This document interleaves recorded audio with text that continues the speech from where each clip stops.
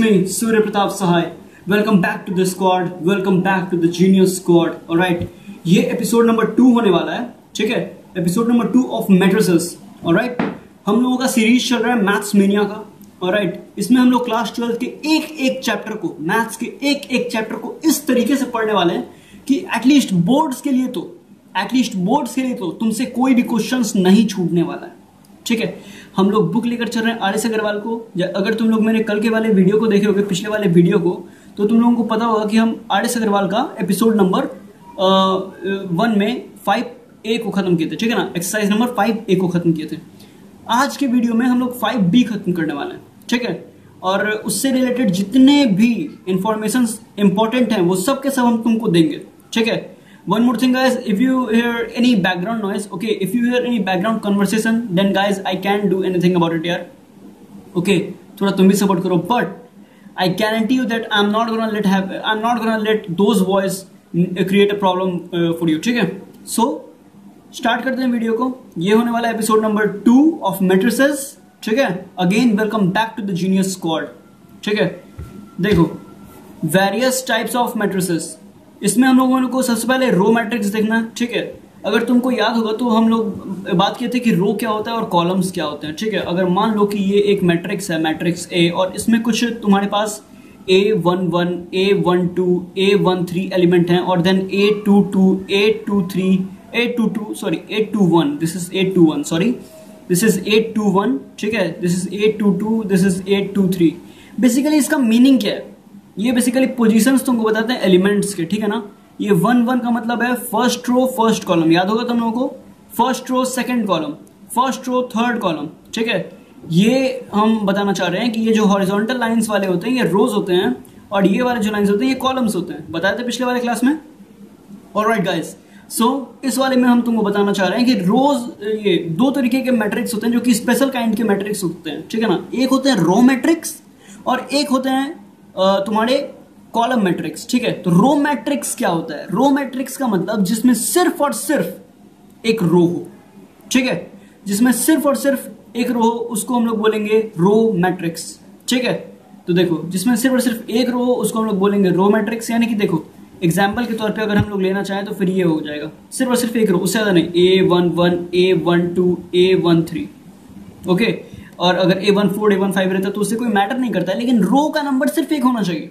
ठीक है, अगर रो एक हुआ तो ये है. ठीक है, तो ये रो मैट्रिक्स है. ठीक है, एग्जाम्पल के तौर पे अगर हम लोग देखें, ये हो जाएगा, ये आर.एस. अग्रवाल का एग्जाम्पल है 518. ओके, 518.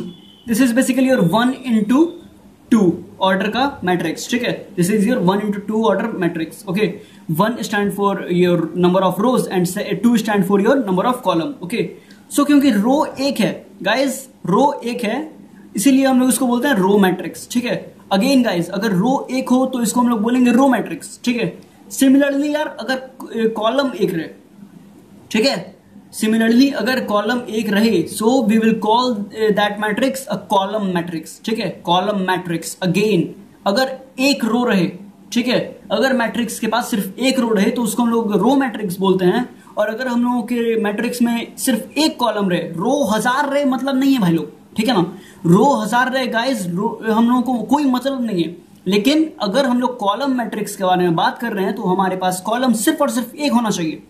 ऑलराइट, कॉलम सिर्फ एक तो वो कॉलम मैट्रिक्स, अगर रो सिर्फ एक तो वो row matrix. I think I am clear here. Okay, एक एग्जांपल ले लो, ये भी बेसिकली आर.एस. अग्रवाल का एग्जांपल है, या फिर तुम किसी का भी लिख सकते हो. हम लोग अपना ही एग्जांपल ले लेते हैं.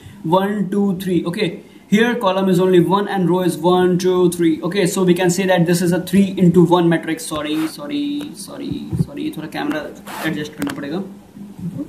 ये देखो, ये क्या हो जाएगा, ये 3 into 1 मैट्रिक्स. ओके, एलिमेंट क्या है, 1 2 और 3. ये एक रो है, पहला रो, दूसरा रो और तीसरा रो, और कॉलम कितना है, 1. ठीक है, सो रो के नंबर कितने हैं गाइस, 1 2 3. ठीक है, सो यहाँ पर हम लोग लिखेंगे 3 into कॉलम कितना है, 1. सो 3 into 1 ऑर्डर का एक मैट्रिक्स हो गया. ठीक है, क्योंकि ये एक कॉलम का है, so we will call it a column matrix. I think I am clear here. Okay, अगर समझ में आ गया हो तो एक लाइक बनता है यार. ठीक है, लाइक बनता है समझ में आ गया हो तो. और अगर नहीं समझ में आया तो यार थोड़ा सा पीछे कर लो, एक बार फिर से देखो। ओके, आई डोंट थिंक यार इतने से बाद में किसी को भी डिफिकल्टी हुआ, ये कोई रॉकेट साइंस नहीं है। आगे चलेंगे जीरो मैट्रिक्स, ठीक है। Zero matrix, the third type of matrix is zero matrix, और we can say a null matrix. Null and zero both are same thing guys, you should know this that null matrix and the zero matrix both are same thing. इसका मतलब होता है कि elements होंगे, ऐसा नहीं कि एलिमेंट्स नहीं होंगे, ठीक है। मैट्रिक्स क्या, अगर उसमें एलिमेंट्स ही नहीं हो, ठीक है, फिर तो वो तो यार बस एक ब्रैकेट रख के छोड़ देगा उसको, ठीक है ना। लेकिन अगर ब्रैकेट इस तरीके से तुम्हारे पास इसमें एलिमेंट हैं, ठीक है, हम ऐसा बिल्कुल नहीं कह रहे कि इसमें एलिमेंट्स नहीं होंगे, ठीक है, इसमें एलिमेंट्स होंगे, लेकिन सारे के सारे एलिमेंट्स तुम्हारे जीरो होंगे। ऑर्डर डिपेंड नहीं करता है, बट अगर मैट्रिक्स के अंदर के सारे अगेन मैट्रिक्स के अंदर के सारे जो तुम्हारे एलिमेंट्स हो वो जीरो हो, तो वो मैट्रिक्स तुम्हारा नल मैट्रिक्स या जीरो मैट्रिक्स कहलाएगा, ठीक है। चलें आगे, चलो फिर चलते हैं हम लोग अपने चौथे मैट्रिक्स के पास, जिसका नाम है स्क्वायर मैट्रिक्स। स्क्वायर मैट्रिक्स क्या होता है? स्क्वायर मैट्रिक्स में basically your number of rows and number of columns become equal, ठीक है। Number of rows and number of columns become equal, यानी कि अगर वो 3 रो है तो फिर कॉलम में उसमें 3 होना चाहिए, ठीक है। ये तुम समझ सकते हो, एक एग्जाम्पल दिखा सकते हैं हम तुमको, आर एस अग्रवाल का ही एक एग्जाम्पल है, ठीक है। देखो यहाँ पर तुम्हारे पास 2 रो है तो 2 कॉलम है, ठीक है, यानी कि 2 into 2 का मैट्रिक्स है, ठीक है। अगर यहाँ पर 3 रोज हैं तो 3 कॉलम्स भी हैं, यानी कि 3 into 3 का स्क्वायर मैट्रिक्स है, ठीक है ना। 3 into 3 का ये मैट्रिक्स है, ठीक है ना। 3 into 3 ऑर्डर का ये मैट्रिक्स है, समझ लो ना। ऑर्डर एकदम m और n का जो वैल्यू है वो बिल्कुल एक होना चाहिए, ठीक है। चलो फिर आगे बढ़ते हैं। स्क्वायर मैट्रिक्स के बाद स्क्वायर मैट्रिक्स एक लाइन में अगर बताना चाहे तो हम यही बता सकते हैं यार कि m इक्वल n, ठीक है। m is equal to n, ये बहुत इंपॉर्टेंट बात है। m is equal to n, otherwise if m is not equal to n then that matrix is going to be known as a rectangular matrix, okay. If your order is not matching like this, okay, अगर m और n दोनों एक जैसा नहीं है, ठीक है ना, अगर तुम्हारा m कुछ और है और n कुछ और है तो वो तुम्हारा स्क्वायर मैट्रिक्स नहीं होगा, ठीक है ना। तो फिर वो तुम्हारा रेक्टेंगुलर मैट्रिक्स होगा, ठीक है। ऐसा नहीं है कि वो फिर कुछ भी नहीं होगा, वो रेक्टेंगुलर मैट्रिक्स होगा, ठीक है। अगर तुम्हारा नंबर ऑफ रो 3 है, ठीक है, और नंबर ऑफ कॉलम 4 हो गया तो फिर ये तुम्हारा रेक्टेंगुलर मैट्रिक्स होगा। ऐसा बिल्कुल नहीं है कि वो फिर कुछ और नहीं हो सकता है, ठीक है। अरे या तो स्क्वायर मैट्रिक्स होगा नहीं तो रेक्टेंगुलर मैट्रिक्स होगा, कुछ तो जरूर होगा, ठीक है। स्क्वायर में तुम्हारा m और n इक्वल होगा, ठीक है। चलो यार फिर आगे बढ़ते हैं। आगे हम लोग का diagonal matrix, sorry diagonal matrix को समझने से पहले तुमको समझना पड़ेगा डायगोनल एलिमेंट क्या है मैट्रिक्स के, ठीक है ना। Diagonal element of a matrix, this is basically diagonal element of a matrix, okay. So let's see it. देखो अगर elements a i j for which i is equal to j, यानी अगर a तुम्हारे पास कोई एक एलिमेंट है, ये a i j है, ठीक है ना, a i j, अगर i और j दोनों ही 1 1 है, ठीक है, i का भी वैल्यू 1 है और j का भी वैल्यू 1 है, ठीक है ना। जैसे a 1 1, ठीक है, a 2 2, a 3 3, a 4 4, तो ये सारे के सारे जो तुम्हारे एलिमेंट्स होंगे ये होंगे तुम्हारे diagonal elements of a matrix, ठीक है। Diagonal elements of a matrix. Notes की चिंता अगेन कह रहे हैं मत करना, हम तुमको हर चीज बहुत ही सफाई से दे देंगे, ठीक है। अभी थोड़ा प्रॉब्लम चलेगा यहाँ पे क्योंकि हमको कंटिन्यू इसको पढ़ाते रहना है, ठीक है। चलो फिर ये हो गया तुम्हारा diagonal of a matrix. Diagonal of a matrix फिर से बताते हैं, जब ए आई जे में रिपीट कर रहे हैं गाइस, आई और जे इक्वल हो, यानी जब a 1 1 हो, a 1 2 हो तो ये नहीं होगा, a 1 1 हो होगा, a 2 2 हो होगा, a 2 3 नहीं होगा, यानी i और j तुम्हारा एकदम सेम होना चाहिए, ठीक है। तो उसको हम लोग बोलेंगे डायगोनल मैट्रिक्स, ठीक है। और यू कैन से दैट एक अगर कोई मैट्रिक्स है तो उसका ये जो पार्ट होता है, ठीक है, एकदम ये, ठीक है, ये तुम्हारा डायगोनल मैट्रिक्स होगा, डायगोनल एलिमेंट्स होंगे, ओके। सो गाइस अगर हम इतना क्लियर हैं तो तुम्हारे पास चलते हैं हम the 7th point which is going to be another level, another kind of matrix, ठीक है। इस मैट्रिक्स को हम लोग बोलेंगे diagonal matrix, okay. Now what is this diagonal matrix? In diagonal matrix every element, ठीक है, एवरी एलिमेंट जो तुम्हारा डायगोनल एलिमेंट नहीं होगा, डायगोनल एलिमेंट कौन सा था, a 1 1, यानी first row first column, a 2 2 second row second column, a 3 3 third row third column, इनको छोड़ के जितने भी एलिमेंट्स होंगे मैट्रिक्स के वो सारे के सारे जीरो हो जाएंगे, ठीक है। Diagonal of a matrix, diagonal matrix में डायगोनल एलिमेंट को छोड़ के सारे एलिमेंट जीरो हो जाते हैं, ठीक है। ये किस तरीके का डायगोनल मैट्रिक्स है? ये 3x3 का डायगोनल मैट्रिक्स है। डायगोनल मैट्रिक्स के लिए तुमको स्क्वायर होना जरूरी है, ठीक है। We can write it like A is equal to DIAG, ठीक है। और इस तरीके से मैट्रिक्स का साइन देंगे 10 1 2, ठीक है, ठीक है ना। चलो फिर ये इसको रिप्रेजेंट करने का तरीका बाय द वे, ठीक है ना। रिप्रेजेंट करने का तरीका है A is a matrix, diagonal matrix के लिए हम लोग DIAG का इस्तेमाल करते हैं, मैट्रिक्स का साइन देते हैं और ये जितने भी डायगोनल एलिमेंट्स हैं उनका नाम लिख देते हैं। चलो फिर आगे बढ़ते हैं। ऑलराइट जीनियस, तो बढ़ते हैं हमारे अगले मैट्रिक्स के ऊपर। Okay, this is basically scalar matrix. अगर तुम डायगोनल मैट्रिक्स को समझ चुके हो तो ये बहुत ही ज्यादा इजी होगा। डायगोनल मैट्रिक्स में basically your diagonal elements can be anything, ठीक है, 5 4 3 2 1 7 कुछ भी। लेकिन इस वाले में क्या होगा, ये भी एक डायगोनल ही है, ठीक है ना। ये भी एक डायगोनल ही मैट्रिक्स है जिसका ये जो एलिमेंट्स हैं, डायगोनल एलिमेंट, ठीक है ना, ये इक्वल होंगे, ठीक है। डायगोनल एलिमेंट्स इक्वल होंगे, ठीक है। और जितने भी नॉन डायगोनल एलिमेंट होंगे वो सारे के सारे जीरो होंगे, ठीक है। अगर तुम्हारा जो डायगोनल एलिमेंट है वो सेम हो गया तो, और बाकी के जितने भी एलिमेंट्स हैं वो जीरो हो गए, तो ये तुम्हारा स्केलर मैट्रिक्स कहलाएगा, ठीक है। अच्छा, अगर इससे हम लोग एक और चीज समझ सकते हैं कि अगर हम लोग का 1 हो, ठीक है ना, सारे के सारे एलिमेंट्स 1 हो जाए, ठीक है। जो तुम्हारे डायगोनल एलिमेंट है उनका बात करें, सिर्फ हरे को मत लेना, जो डायगोनल एलिमेंट हैं सारे डायगोनल एलिमेंट्स 1 हो जाए, ठीक है, और सेम भी हो जाए, तो ये जो डायगोनल एलिमेंट होगा इसको हम लोग बोलेंगे यूनिट मैट्रिक्स, ठीक है ना। देखो मैट्रिक्स है तुम्हारे पास, डायगोनल मैट्रिक्स है। डायगोनल मैट्रिक्स में क्या होता है कि जो तुम्हारे डायगोनल एलिमेंट्स होते हैं उनके अलावा हर एक एलिमेंट जीरो हो जाता है, ठीक है। तो इस वाले डायगोनल मैट्रिक्स में जो तुम्हारा डायगोनल एलिमेंट है वो 1 हो जाएगा, ठीक है। तो इस तरीके के मैट्रिक्स को हम लोग बोलेंगे यूनिट मैट्रिक्स, ठीक है। And it is denoted by IN, ठीक है, और सिंपली I, ठीक है। चलो फिर आगे बढ़ते हैं। Comparable matrices. कंपेरेबल मैट्रिसेस देखो यार, जब भी तुम कंपेयर करोगे तो उसके लिए तुम किसी दो ही चीज को करोगे, ठीक है। तुम किसी दो ही चीज को कंपेयर करते हो। विराट कोहली सचिन से बेटर है, सचिन विराट से बेटर है, तो कंपेयर करने के लिए सचिन तो आया ना विराट के साथ, या फिर विराट तो आया ना सचिन के साथ। तुम सिर्फ और सिर्फ सचिन में कैसे करोगे, सचिन बेटर है सचिन से, ऐसा थोड़े होता है। कंपेयर करने के लिए तुम्हारे पास दो मैट्रिक्स होने चाहिए, ठीक है ना। दो अलग अलग जब तुम मैट्रिसेस लेते हो, ठीक है, तो वो तुम्हारे कंपेरेबल होते हैं। कब? जब देखो ऑर्डर सेम हो, ठीक है। देखो यहां पर तुमको दिखाते हैं, order of to matrices should be same, ठीक है। ऑर्डर अगर सेम हो, जैसे कि 3x3 तो वो कंपेरेबल हुआ, ठीक है, जब दोनों ही 3x3 होते तो, ठीक है। जब 4x4 हुआ तब ठीक है, लेकिन अगर 2x3 है एक और दूसरा 4x3 है तो वो कंपेरेबल नहीं है, ठीक है। या फिर अगर कोई एक 4x3 है और दूसरा 4x4 है तो ये कंपेरेबल नहीं है। दोनों ही का जो ऑर्डर है उसको सेम होना चाहिए तभी ये कंपेरेबल होगा, ठीक है। अगेन बता रहे हैं, कंपेरेबल मैट्रिसेस में तुम्हारे दो मैट्रिसेस के जो ऑर्डर होते हैं गाइस वो एकदम सेम होने चाहिए, ठीक है। This is your order. अगर 4x3 है तो इसको भी 4x3 होना था, लेकिन ये हो गया 4x4, जो कि बहुत बड़ा पाप है कंपेरेबल मैट्रिसेस के लिए, तो ये कंपेरेबल मैट्रिसेस नहीं है, ठीक है। दूसरी ओर अगर ये 2x3 है तो ये भी 2x3 है, ठीक है। ऑर्डर दोनों का सेम है तो ये कंपेरेबल मैट्रिसेस हो गया। I hope guys that this point is also clear. So I think that we can move on to another matrices, ठीक है।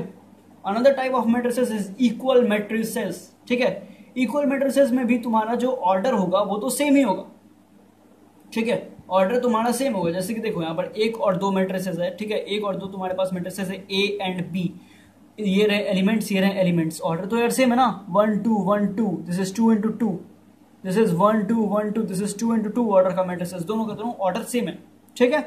तो अब इसमें क्या होता है कि जो कॉरस्पॉन्डिंग एलिमेंट्स होते हैं ना वो सेम होते हैं। जैसे 5 ये इक्वल होगा y के, ठीक है, ये इक्वल होगा y के, और अगर 3 देखोगे तो ये इक्वल होगा z के, ठीक है ना। ये देखो, ये इस तरीके से हम लोग लिखते हैं that a is equal to b। अगर दो मैट्रिसेस हैं जिनके ऑर्डर सेम है, यानी कि अगर दो कंपेरेबल मैट्रिसेस हैं तो फिर तुम उन लोगों को इक्वल दिखा सकते हो। और जब ये दोनों इक्वल होंगे, ठीक है, हर मैट्रिसेस को नहीं, जिनके कोरस्पॉन्डिंग साइड्स इक्वल हैं तो तुम उनको इक्वल कह सकते हो, ठीक है।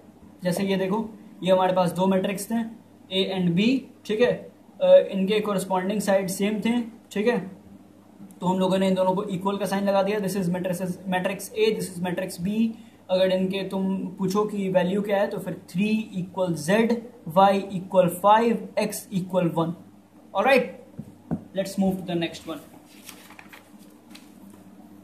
देखो, अगर इक्वल मैट्रिक्स तक तुम लोग समझ चुके हो तो हम लोग देखने वाले हैं ऑपरेशंस ऑन मैट्रिसेस, ठीक है, ऑपरेशंस ऑन मैट्रिसेस। अब हम लोग स्टार्ट करने वाले हैं ऑपरेशंस ऑन मैट्रिसेस, ठीक है। ऑलराइट गाइस, सो हम लोग देख रहे थे अब ऑपरेशंस ऑन मैट्रिसेस। तो देखो, ऑपरेशंस ऑन मैट्रिसेस में सबसे पहले हम लोगों को पढ़ना है एडिशन ऑफ मैट्रिसेस, ठीक है, एडिशन ऑफ मैट्रिसेस, ठीक है।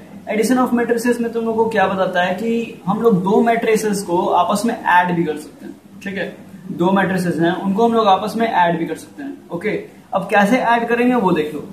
हमारे पास सबसे पहली बात तो ये है कि कंपेरेबल होने चाहिए, दो मैट्रिक्स जो है वो कंपेरेबल होने चाहिए, ठीक है। कंपेरेबल का मतलब हम लोगों को बता दिए थे यार, m और n का वैल्यू सेम होना चाहिए, कंपेरेबल है, ठीक है। अब तुम किस तरीके से करोगे वो यहाँ पर देख लो। अगर हम इसको 1, इसको 2, इसको 3 कर दें, ठीक है, तो यहाँ पर क्या होगा, जो कोरस्पॉन्डिंग एलिमेंट्स होंगे, ठीक है ना, एक सेकेंड वेट करना यार, जो कोरस्पॉन्डिंग एलिमेंट्स होंगे, जैसे 5 का कोरस्पॉन्डिंग 4 है, 0 का कोरस्पॉन्डिंग -3 है, -2 का कोरस्पॉन्डिंग -6 है, तो इन सभी को हम लोग आपस में ऐड कर सकते हैं, ठीक है ना। तो फिर हम लोग क्या करेंगे कि अगर ए और बी दो मैट्रिसेस हैं और उन दोनों का ऑर्डर सेम है, इसका ऑर्डर कितना होगा 1 2 इंटू 1 2 3, ठीक है, इसका ऑर्डर कितना होगा 2 इंटू 3, सेम है, ठीक है ना। तो हम इनको आपस में ऐड कर सकते हैं। कैसे करेंगे, लेट्स से जो इन दोनों का ऐड होगा वो कोई सी मैट्रिक्स होगा, ठीक है। तो ये कुछ इस तरीके से लिखाएगा 5 + 4 कितना, 5 + 4, ठीक है, 0 - 3, ठीक है, 0 + -3, ठीक है। हम लोग बस कोरस्पॉन्डिंग एलिमेंट्स को आपस में ऐड कर रहे हैं, ठीक है ना, कोरस्पॉन्डिंग एलिमेंट को आपस में ऐड कर रहे हैं। क्या कर रहे हैं, ऐड कर रहे हैं। -2 + -6, ठीक है। अब नीचे बढ़ेंगे, 3 + 1, देन 2 + 2, देन -7 + 3, ठीक है। This is our new matrix, matrix C, ठीक है। ऑर्डर क्या है 2 × 3, ठीक है। चलो यार बस सॉल्व कर दो इसको, क्या होगा, इतना तो यार तुम लोग बहुत इजीली जानते होगे। दैट 5 + 4 = 9, 3 + 1 4, ये हो जाएगा -3, वाई बिकॉज 0 + 3 प्लस माइनस हो जाएगा, 0 - 3 -3, 2 2 4, okay, then minus will be plus and 6 = 8, ठीक है, 8 हो जाएगा ना।